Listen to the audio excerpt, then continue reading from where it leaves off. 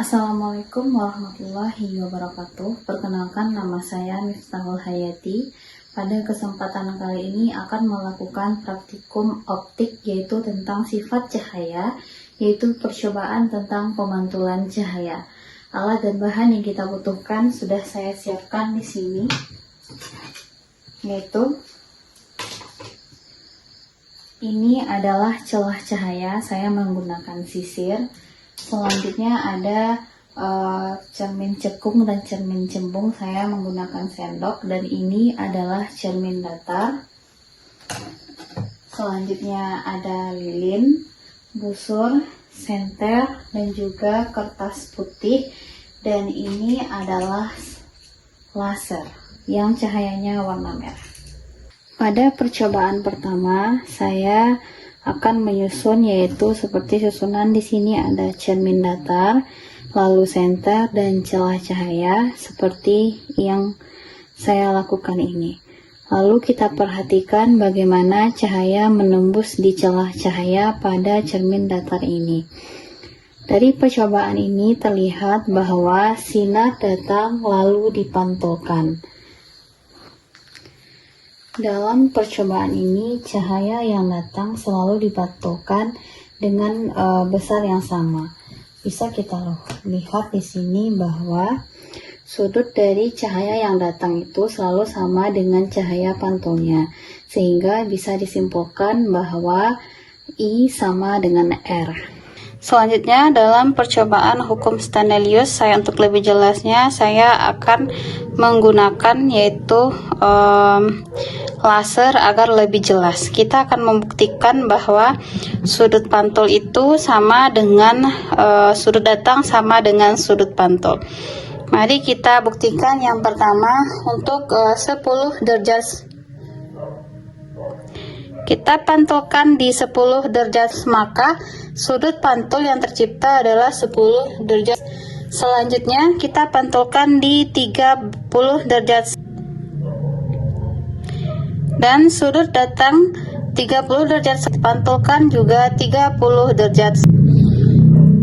Selanjutnya kita hitung di 50 derajat. Oke. Pada saat 50 derajat, sudut yang terpantulkan juga 50 derajat. Bisa kita lihat di sini dengan jelas. Selanjutnya untuk 70 derajat, kita lihat maka sudut yang dipantulkan di saat 70 derajat ini juga 70 derajat Celcius, 70 derajat. Dan bisa kita lihat lagi dengan jelas itu untuk 90 derajat. Kita lihat bagaimana sudut yang terbentuk. Kita di 90 derajat, maka yang terbentuk sudut yang dipantulkan juga 90 derajat.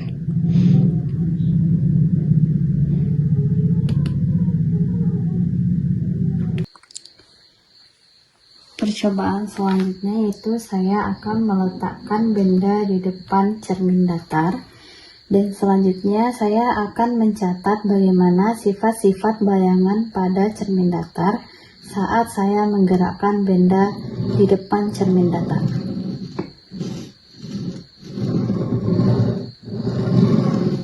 Dan bayangan yang terbentuk pada cermin datar adalah sama besar, tegak, dan juga maya.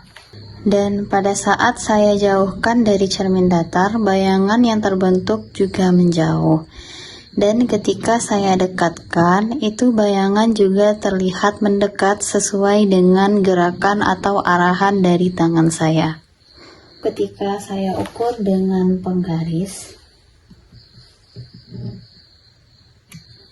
jarak antara cermin dan lilin sama dengan jarak antara cermin dan juga bayangannya.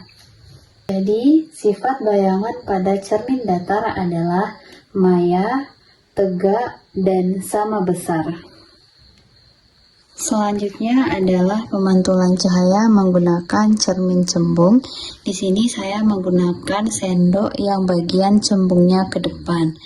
Nah, setelah kita lihat yaitu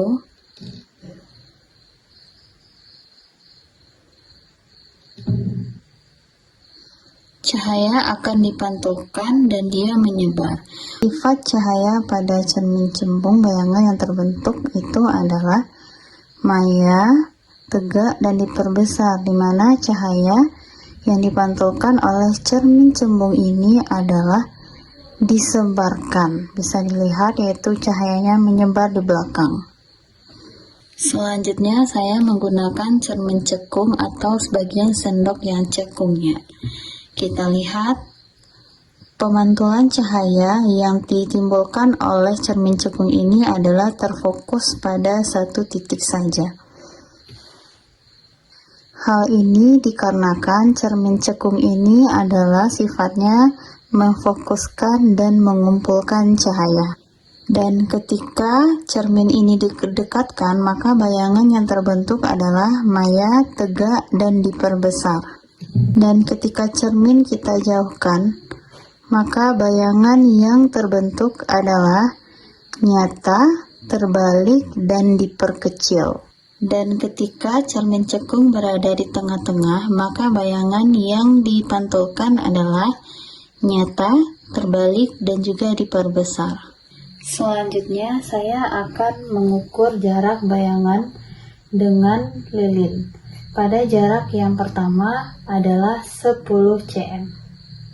Sedangkan jarak antara lilin dengan cermin adalah 5 cm.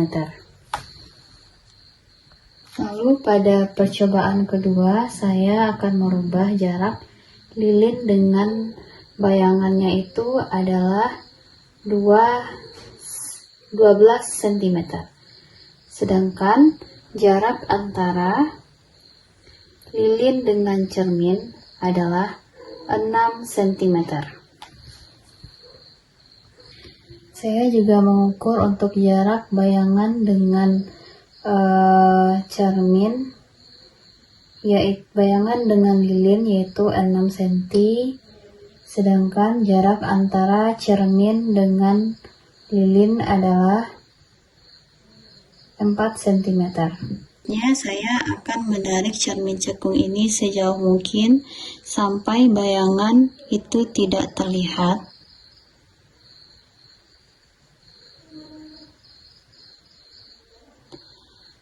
Jarak yang terlihat adalah sepanjang 25 cm. Saya coba jauhkan lagi pada jarak 30 cm.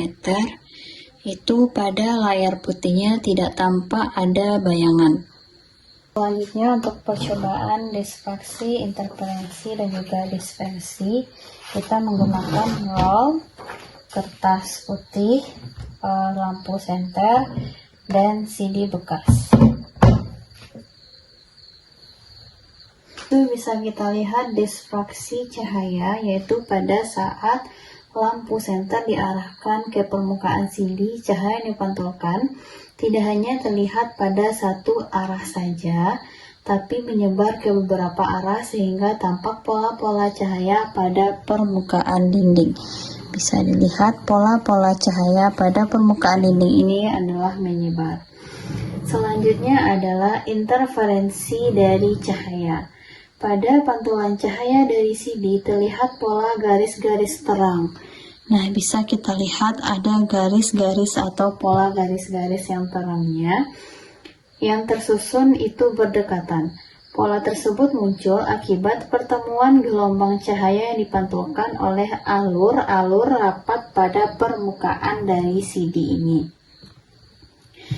Dan yang terakhir adalah dispersi cahaya. Cahaya putih dari senter yang mengenai pada permukaan CD ini terurai menjadi beberapa warna, seperti bisa kita lihat itu ada warna Meiji Kuhibiniu atau merah, kuning, hijau, jingga. Nah, dan juga terlihat warna-warna ungu.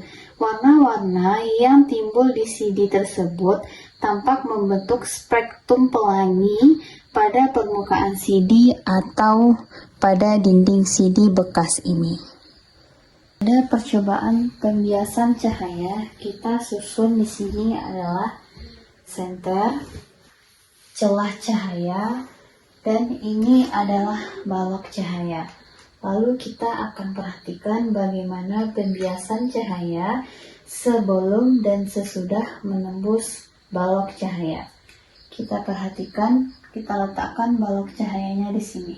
Terlihat di sini sebelum ada balok kaca itu cahayanya dipantulkan secara garis lurus. Nah, ini garis lurusnya. Dan setelah kita masukkan balok cahaya, kita lihat apa yang terjadi. Cahayanya dibelokkan oleh si balok cahaya yang ini. Nah, dia tidak lurus lagi. Supaya lebih dekat bisa kita lihat di sini. Arah pantulan cahaya yang awalnya lurus itu dibelokkan oleh si balok kaca yang ini. Dia tidak lurus lagi. Nah, inilah yang dinamakan dengan pembiasan cahaya. Dan selanjutnya akan kita ukur bagaimana sudut datang dan juga sudut biasnya.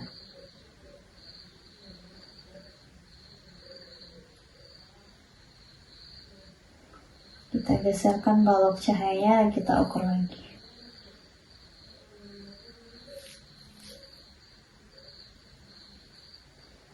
Sudut yang datang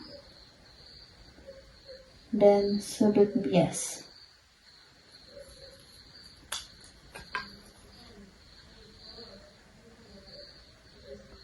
Oke, kita geser lagi balok cahayanya, sudut datang dan sudut bias.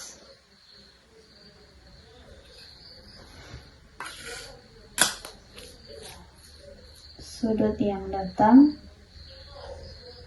dan sudut bias. Selanjutnya kita akan menggunakan si lensa cembung ini untuk melihat bagaimana jarak antara tulisan ini sampai dia tidak terlihat. Atau di awalnya ini sangat jelas, kita jauhkan lagi, semakin tidak jelas dan semakin tidak terlihat.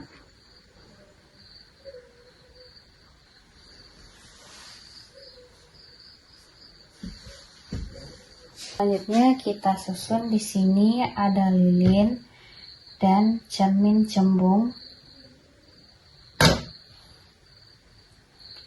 Dan kita ukur bagaimana jarak antara bayangan cermin cembung dan antara cermin dan lilin.